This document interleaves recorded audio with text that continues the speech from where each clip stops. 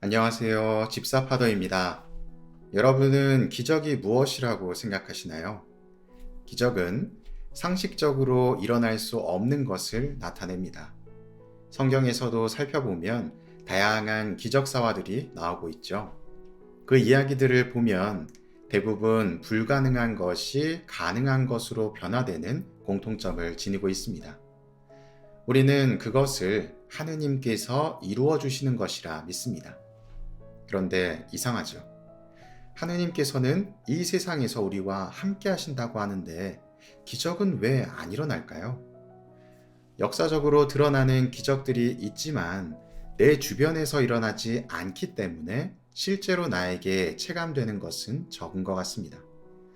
가령 심장이 멎었던 사람이 다시 살아나거나 암투병 중이던 사람이 하루아침에 치유되거나 태생적으로 걷지 못하던 사람이 하느님을 통해 걷게 되는 기적처럼 우리가 생각하는 기적은 내 주변에서는 일어나지 않는 듯합니다. 그렇다면 정말 기적은 일어나지 않나요? 우리는 기적을 정의 내릴 때 이미 특정한 범주를 정해놓고 이야기합니다. 따지자면 세상에는 다양한 기적들이 일어나는데 커다란 기적들만 기적이라고 여기고 매번 일어나는 작은 기적들은 대수롭지 않게 여기는 것이죠. 기적이 다 똑같은데 기적을 차별하는 것입니다. 누구는 크고 누구는 작다고 말이죠. 예를 들면 이 세상에 태어나는 아이는 어떤가요? 기적이라고 여기지지 않나요? 늘 일어나기 때문에 생명의 탄생을 너무나 쉽게 여기는 우리를 볼 수 있습니다.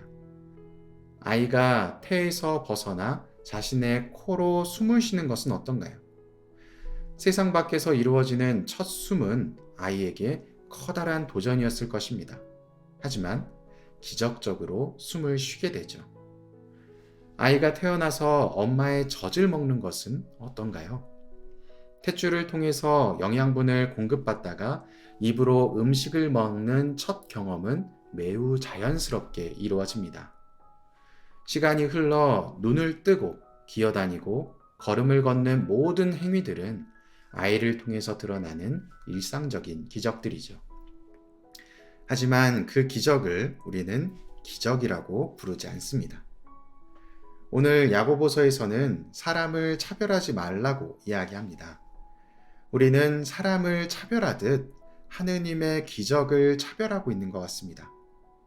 눈에 보이는 커다란 기적이나 있어 보이는 것들만 인정하려는 모습은 하느님의 기적을 대하는 올바른 모습이 아니겠죠.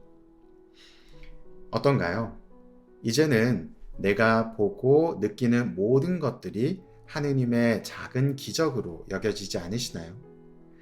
이처럼 깨닫게 되는 과정이 있다면 늘 함께하던 것들도 그 의미가 변화합니다.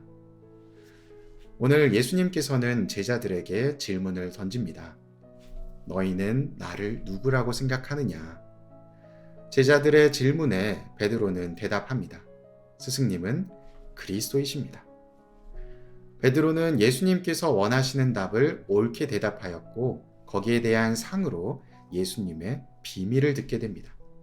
그리고 예수님의 순환과 부활, 승천에 관한 이야기를 들으면서 역정을 내게 되죠. 그 이유는 나와 함께하고 있던 예수님께서 내가 생각했던 것과는 다른 일을 준비한다는 것을 깨달았기 때문입니다. 물론 훗날 베드로는 언제나 옆에 계셨고 누구보다 잘 알고 있다고 여겼던 예수님의 뜻을 제대로 깨닫게 됩니다. 사실은 제대로 알고 있지 못했던 것이죠. 알고 난 이후에는 예수님을 대하는 모습이 바뀌게 되기 때문입니다. 자, 우리의 일상에서 매번 자연스럽게 일어나는 일들이기 때문에 그것이 기적이란 것을 깨닫지 못한 것처럼 예수님의 존재를 베드로와 제자들은 제대로 깨닫지 못하고 있었던 것입니다. 제대로 알고 바로 알고 난 뒤에는 나의 마음이 변화하게 됩니다. 여러분들도 일상 안에서 일어나는 작은 기적들을 통해서 나의 하루가 얼마나 소중한 것인지 깨닫고 그 안에서 함께 하시는 하느님을 만나실 수 있었으면 좋겠습니다. 사랑합니다.